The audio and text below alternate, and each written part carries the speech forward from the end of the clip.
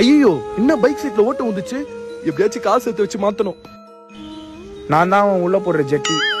எப்படியோ என் மேல ஒரு 30 ஓட்ட கிட்ட இருக்கும். ஒரு நாள் கூட என்ன மாத்தணும்ன்ற மைண்ட் செட்டே இல்ல அவனுக்கு.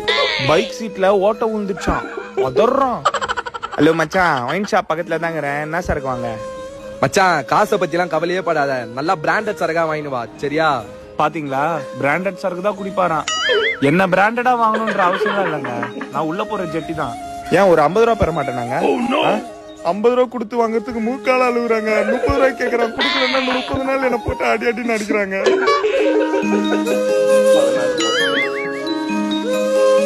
ஸ்ரீ தானே?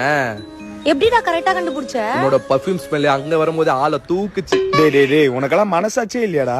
30 நாள் கிட்ட என்ன போட்டிருக்கியே, நான் நாரவே இல்லையாடா உனக்கு? நரக வேதனை அனுபவிச்சுட்டு இருக்கேன்டா உங்ககிட்ட மாட்டிக்கினேன்.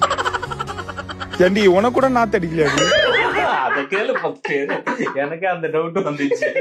30 நாள் சொல்றேன், அந்த பொண்ணு எப்பறம் அவ்வளவு பக்கத்துல வந்து நின்னு பேசுதுன்னு.